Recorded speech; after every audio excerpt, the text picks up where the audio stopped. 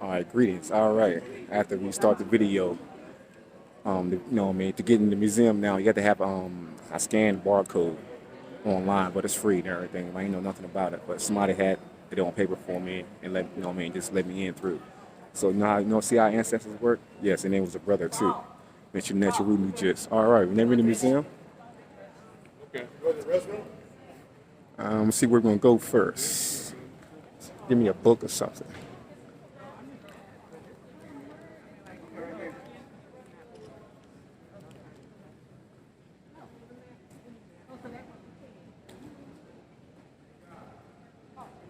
Okay, well, we're inside the front door. I told the lady that you would come. Tell her to get that.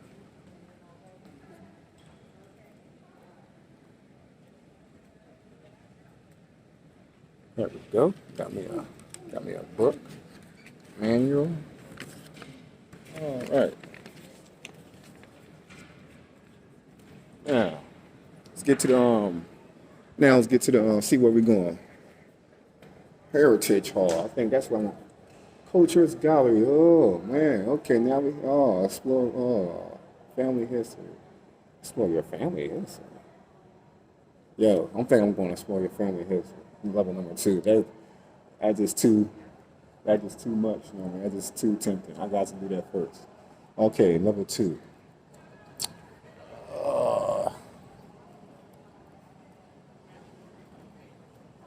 Where level two at? I think level two this way. Up this way.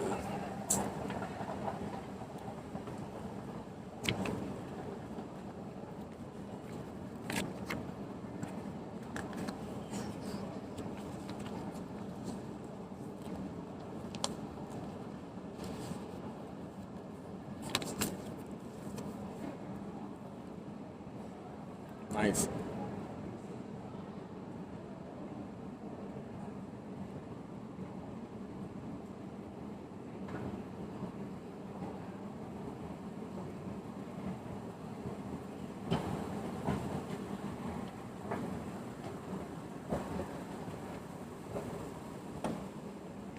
Maybe on level two.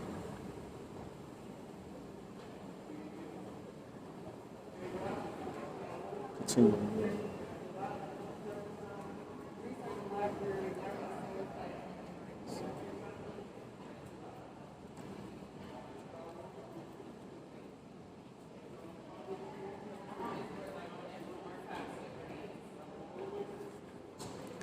Yeah, it looks nice.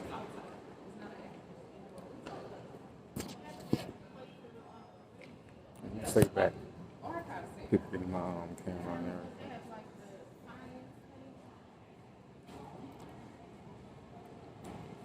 Oh yeah, like I was saying, it looks nice. I'll check this part out, explore more.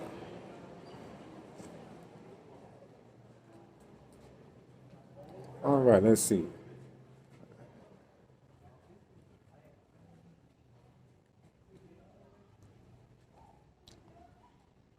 All right, made it to somewhere now. Okay, I can find a spot where I'm. Let's see. Look at that. See that? Where should we go first?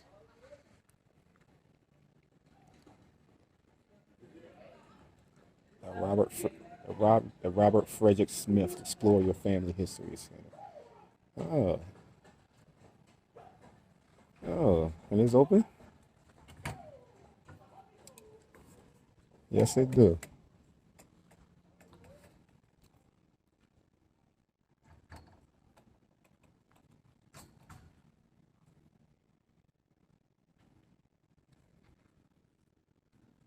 Transitions and freedom.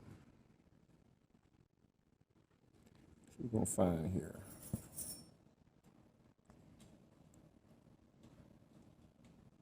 Transitions and freedom.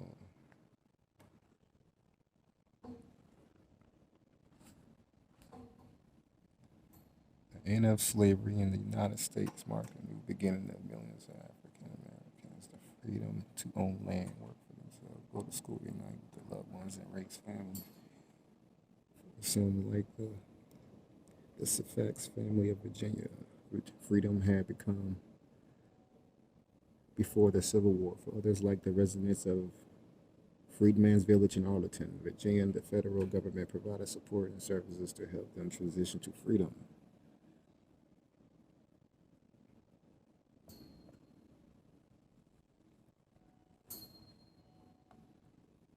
Which one? We got Freeman's Village. I'm not sure how I pronounce it, but the Syfax or family or the Syfax. Either one, but yeah. I think we go by the Syfax family.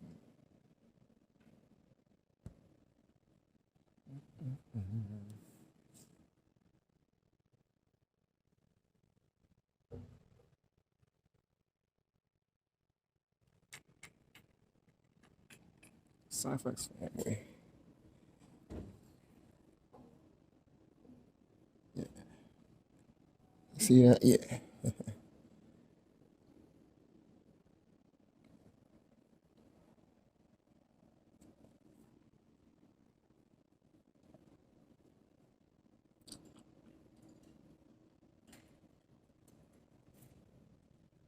So this is the Syfax family.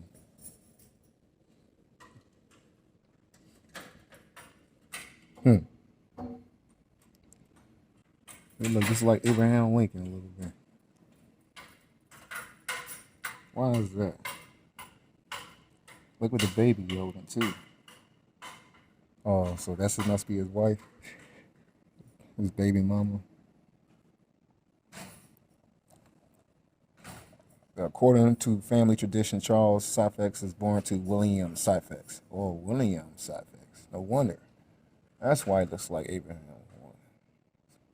And a known enslaved woman at Mount Vernon around the time, wow, George Washington's death.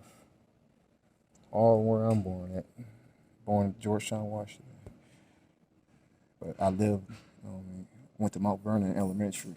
But anyways, Washington's will includes plans to free its slaves, but exclude slaves previously owned by Daniel Park Custis. Yeah. His wife, Martha's first husband. Charles Syfax and his mother are part of the Custis estate and therefore remain enslaved after Washington's death. Oh. So we're talking about Charles and his wife? That's his wife you talking about? Martha? No, that's not.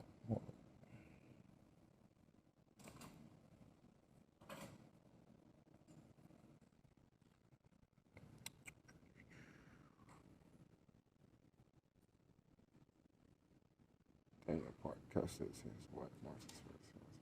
Charles and his mother. Custis stayed there for remain. That's his mother? Oh, here go Martha.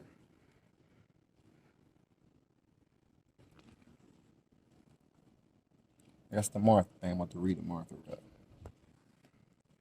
1802.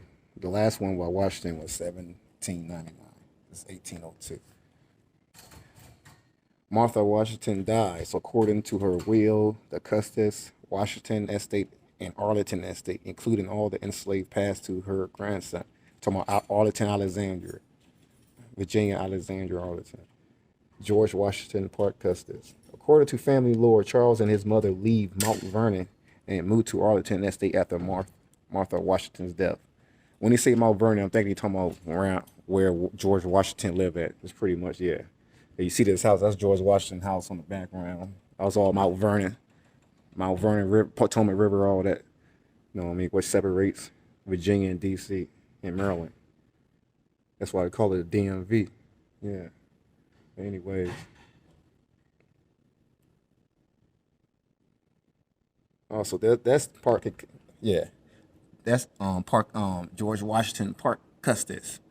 So yeah. So now they got the names here. Now we learn it. I was like, man, why they got the names here? I gotta try to figure out myself. But I knew with Charles. I figured that out. That was they pretty much explained that for me. There we go. Yeah. So Maria is his wife. That's her name. Maria Carter Syfax. She passed in 1886. After, so yeah, yeah, about 20 years after him, about 30 years after him.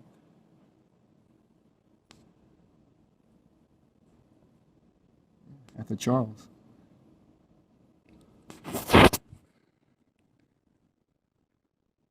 George Washington Parker Custis. Hold on, I'm gonna read Parker Custis first. 1803, George Washington Parker Custis. Maria Carter is born to George. Wow. Okay. Yeah. So I was wondering why his wife, his baby mom, looked like that. Like she like he didn't look like him. Okay. She's okay. European, an enslaved woman. How she was enslaved? And she's born to him. And Maria Carter born George Washington Parker Custis. And never mind. I'm sorry. I'm reading ahead of myself. She's not a slave. That's just his daughter. How you say her name? Arinia. I mean, Ariana. Yeah, Ariana Carter, and a slave woman who is part of the Custis Washington estate. And I guess both of them. I don't know. Let me read it again. Maria Carter is born to George Washington Parker Custis and Ariana Carter, and a slave woman. So I guess it's me and Ariana Carter. So just Ariana Carter, I guess. Story coming going wild here. Who is let y'all see it for yourself. Yeah, that's what it says. When she grows older, Maria Carter becomes personal maid to her half sister, Mary Ann Randolph Custis. Arlington Mansion. Arlington Mansion. All right, back to Charles Suffolk. You know, the main dude. He looks just like Abraham Lincoln. Let's look at him. Yeah. Tell me, you cannot tell me he don't look like Abraham Lincoln. Yeah. All right. So I guess we might be leading up to, but anyway, yeah. And that's Maria Carter, the daughter of him. Is that? Yeah, him. Yeah, because her last name changed. But yeah, it says her Maria Carter is born to George Washington Parker. That's George Washington Parker, 1803. So yeah, here you have it. Ain't nothing new. It's been going on. 1821. Okay. 1825. Maria Syphax and children freed. George Washington Parker Custis transfers ownership of Maria and children, Bertha and William, to a Quaker named Edward Stabler to be freed. Charles remains enslaved at Arlington Estate. So I guess these guys are free. The city got to be mixed, real mixed. Mix. Guy there, you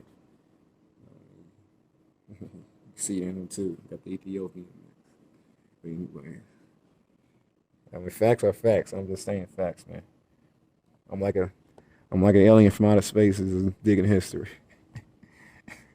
1845, the administrators of Edward Stabler's estate signed a deed of manumissions affirming that Maria Syphax and her children were emancipated in 1825.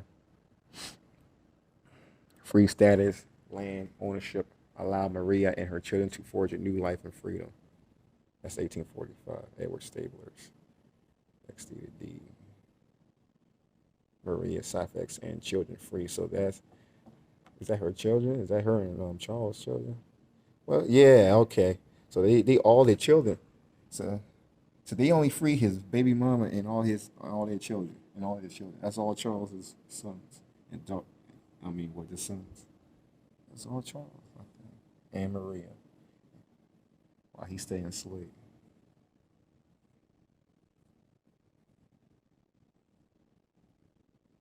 Charles Syphax freed, 1862. Confederate General Robert E. Lee. Remember that name? That's him right there. Executed of his father-in-law, George Washington Parker Custis estate of frees all Custis slaves, including Charles Syphax. Now all members of the Syphax family are free. Local authorities use copy of Custis' lead deed of manumission to identify and distinguish former Custis slave and fugitive slaves and free-born African American during the Civil War.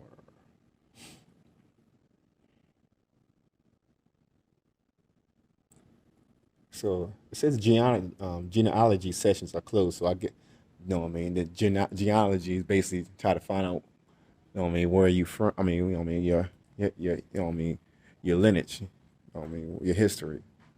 So I guess I can't find it out because he said it's unavailable, unavailable. You see, unavailable. I show you, unavailable.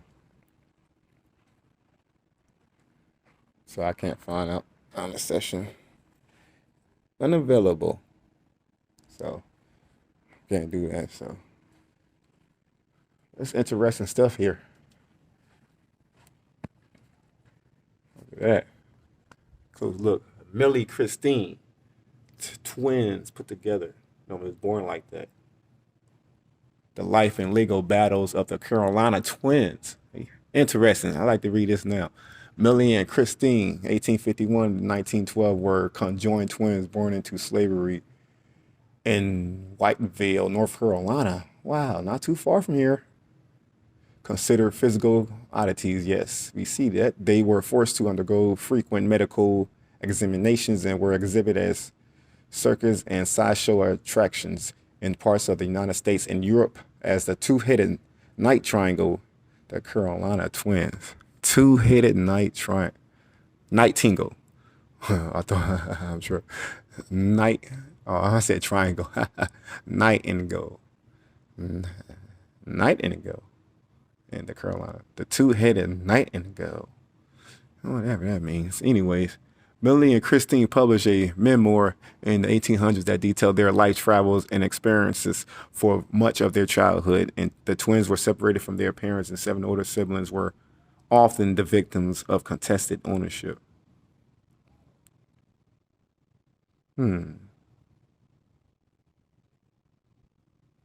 Wow, that's sad. Wow. When slavery ended, Jacob Memney McCoy appealed to the Freedmen's Bureau to have their daughters returned to them. Their custody battle highlights the complexity of freedom, profit, and family. Wow, so they were slaves? That's bad. Although we speak of ourselves as plural, we feel as but one person. Although we bear the names Millie and Christina, one thing is certain: we would not wish to be served, even if science could affect a separation. We are contented with our lot and are happy as the day is long. We have but one heart, one feeling in common, one desire, and one purpose. Okay, there's more. July 11, 1851. That's the birth of Millie and Christine McCoy, two enslaved parents. Wow, yep, they was born in, their parents were slaves. 1854, the twins were put on an exhibition in the U.S. cities, including New York City. Oh, I see. They were used. You see, the two-headed lady, a human miracle. Millie Christina, the marvelous two-headed lady, the most astonishing and pleasing of all wonders, possessed extraordinary appendages of two fine heads with faces beaming with intellectuality. You know what I mean? Intellectuality and amiability. Four sparkling black eyes denoting vivacity, life, emanation, and animation, and genuine mirthfulness. Two gracefully formed necks, four arms, and four legs, symmetrical in their proportions and useful in equal degree in the performance of manual labor or locomotion. Her mental faculties, faculties are of a superior order and double thereby enabling her to converse with two persons at one time. In partaking of food, she eats with both mouths. Wow. I don't want to read no more, but wow. Yeah, they just, treat them like animals, you see. And there you have it. Oh, you actually have it played? Oh, it saves presets, but I ain't gonna push no button. There's more pictures of them. Millie and Christine.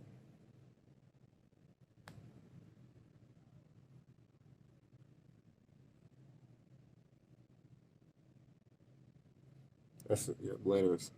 Um, that the parents wrote to their daughter to be returned.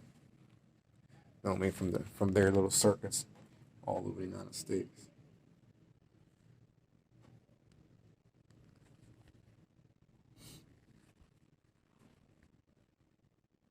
All right, so on to the next show.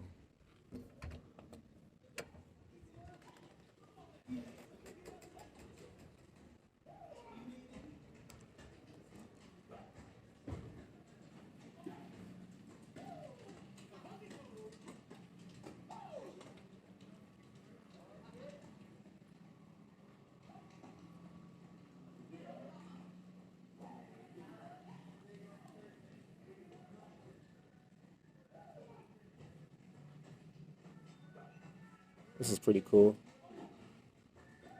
Let's all start here. Plays and pagans from the life of Negro Willie Richard.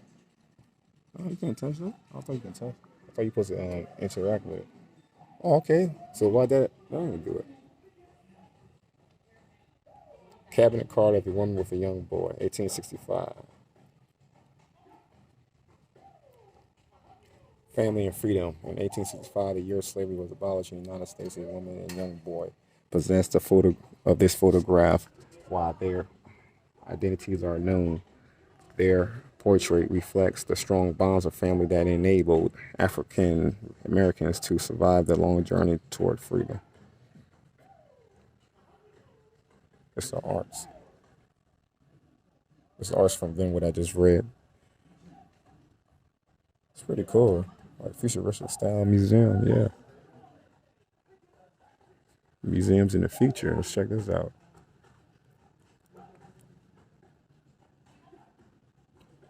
10,000 free bags of groceries from the Black Panther parties.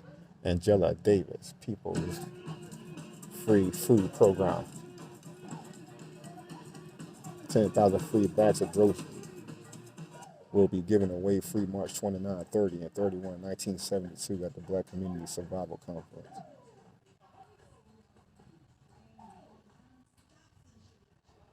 Looks nice. Uh-oh, here you go. Let's see, check this one out. The Black Panthers Party Community Survival Conference in Oakland on March 30th, 1972. 1972. Well, that was quick, man. I thought I was going to watch more than that.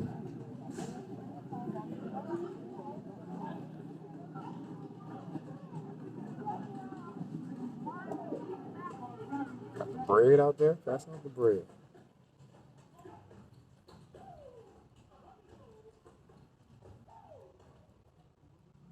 What's this? Look at that. Teapot. Teapot made by Peter Benzon. Early silversmith, born free to a white father and a mulatto mother in the Caribbean, Peter Benzo came to Philadelphia, Pennsylvania in the late 1700s, where he trained as a silversmith. This teapot, one of only a few of his pieces known to exist, displays his fine craftsmanship.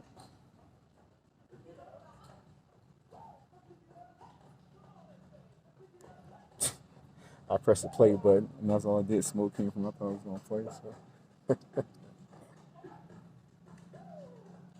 what's this?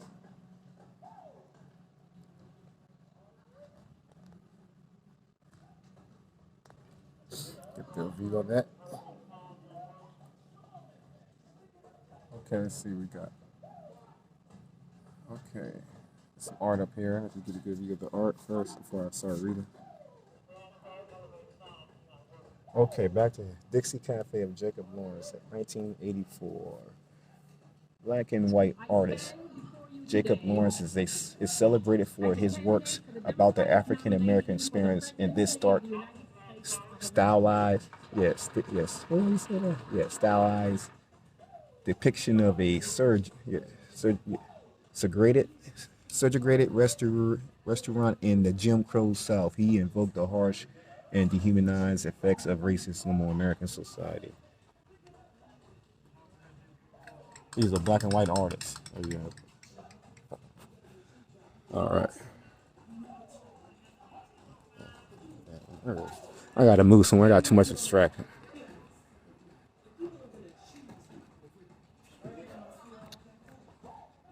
Okay, let's check something out. Let me go back there. Yeah, somebody's had to come right next to me and just keep playing and stuff. And the person was like a European. Yeah, it figures what a coincidence. So what we have here? This looks pretty cool.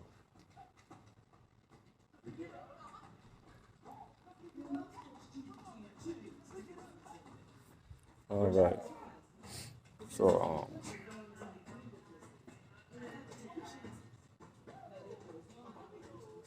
what I want to check out first. Let's check out the basket.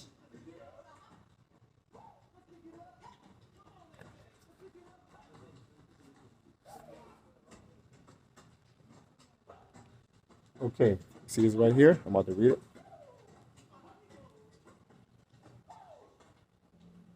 Okay, this basket created Sue Middleton.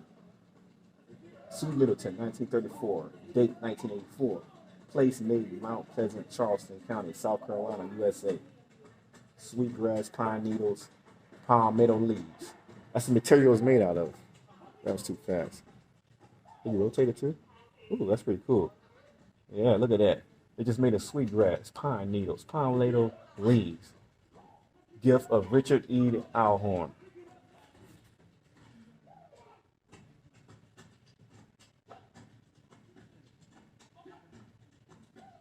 We should see the picture of this guy. I'll find out later. Trade tradition.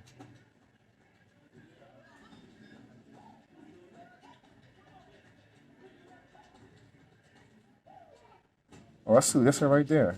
Okay. Sue Middleton. Made by her. Ha ha. Awesome basket. Coiling technique. To build this basket, the artist began by making this small knot from a bundle of long leaf pine needles. Then coil the needles around the center point.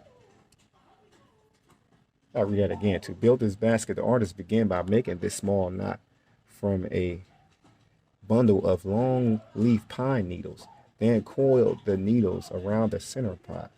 Good gracious. New needles were constantly added to keep the coils the same thickness. This coiling technique, traditionally used in West African basket making, was brought to South Carolina by enslaved Africans.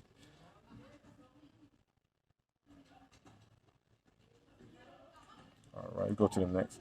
See some sweet grass. Oh, that's the grass. You can see it. Where the red dot is where the grass is made. Palmetto strips. Those are the palmetto strips where the purple dot is made.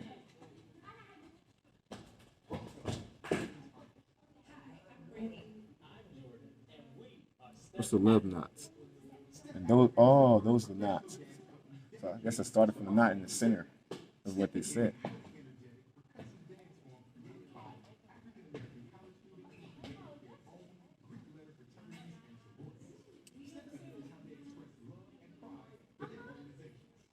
What do we have here?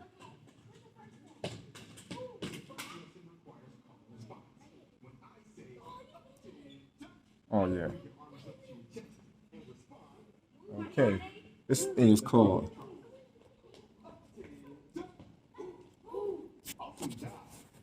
the refrigerator patent model, created by Thomas Elkins, 1818, and transitioned in 1900. Date 1879. Place made Albany, New York, USA. Metal, ceramic, paint, wood. That's the material. Credit collection of this. Oh, never mind. Yeah, Smithsonian National Museum of African American History Culture. I guess some more discoveries. Yeah, it's award winner. So this is like the first refrigerator probably made by him, Thomas Elkins. Patent design. That's the patent design, yo.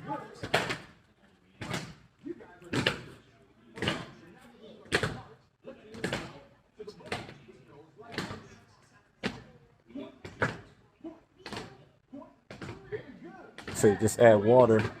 Just add water to start the chilling process. Water was poured into the funnel to fill a through at the bottom of the refrigerator. The water was soaked up by a piece of cloth wrapped around the chilling box inside the refrigerator. Let's go back. Operate. That's the evaporation system. Holes at the bottom of the metal case allow air to circulate inside of the refrigerator. This causes water poured into the refrigerator to evaporate, producing a cooling effect.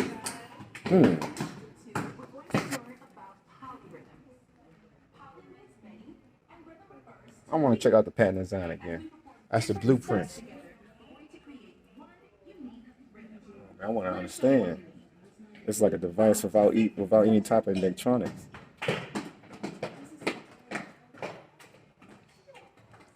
Patent design. Thomas Elkin submitted submitted these drawings with his patent model to explain how his refrigerator design worked. Inside the metal case, smaller compartment made of earthenware. Yeah, whatever. I ain't even gonna go back. Let me see what this thing got. Oh, yeah.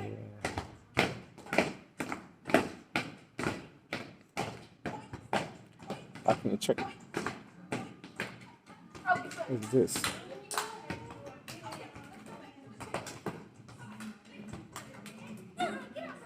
Okay. This is the head of a Negro woman. Head of a Negro woman. Created by Elizabeth Catlett. Date 1946. Mexico City. That's where it's only made at. Materials is called terracotta. The credit gift Robert L. Johnson. But the creator is Elizabeth Catlett.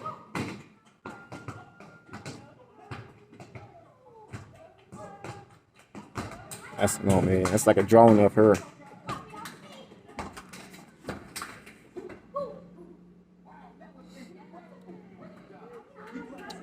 My right is a feature of equality with other Americans.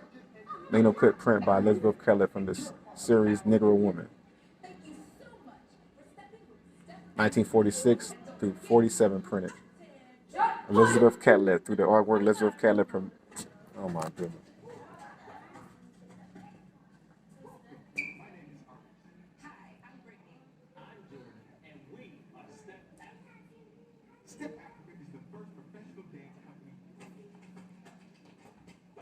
There we go. Through the artwork, Elizabeth Catlett promoted ideas of womanhood, beauty, family, community, social justice, and equality. She created this sculpture in 1946 as part of a body of work dedicated to the struggles and achievements of African American women.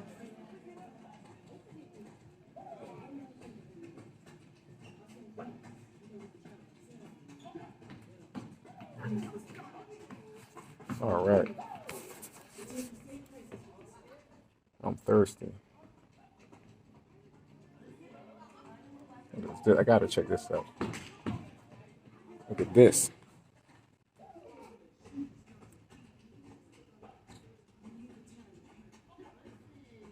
Ship with Black Star line.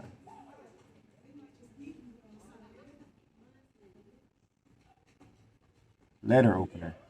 Created by Black Star Line, Ghana. Place made in Ghana. Materials, ebony. That's the name of it, ebony. Date 1960. Collection. Yeah, same thing.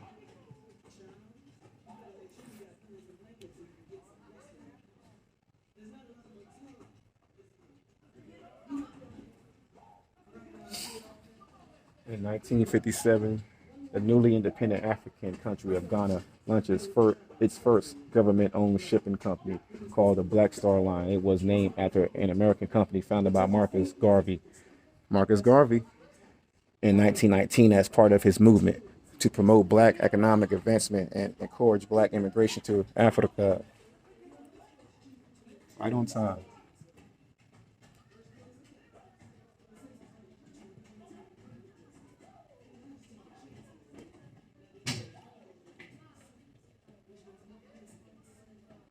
Marcus Garvey, gotta check that out. All right, Marcus Garvey. Marcus Garvey, 1924. Marcus Garvey, Jamaican born, 1887, 1940. Was a journalist entrepreneur. Yeah, entrepreneur. Yeah, entrepreneur. I ain't said the word so long for how to say it. Yeah, entrepreneur. An activist who led an international movement. Oh, it's too long. Hold up, I'm going back. I'm going back. I'm going back. No doubt. I am going back. No doubt. Really fast. All right, Jamaican-born Marcus Garvey, 1887-1940, was a journalist, entrepreneur, and activist who led an international movement to unite people of African descent for political and economic empowerment. His speeches and writings reached people around the world and inspired future generations of Black liberation and civil rights activists. Marcus Garvey.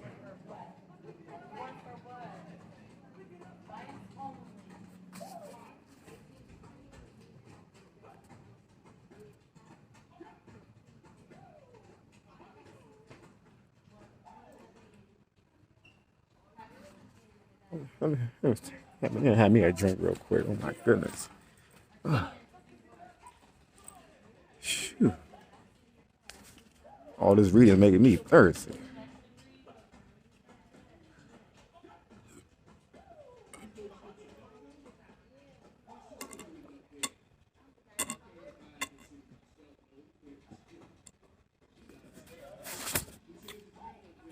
All right. Wait, do some more. Okay.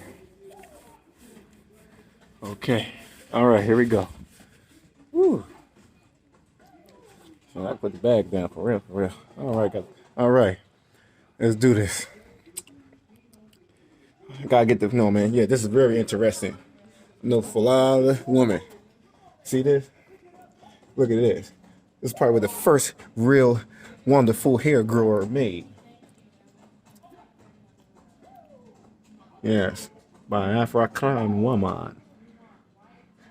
By a enlightenment woman.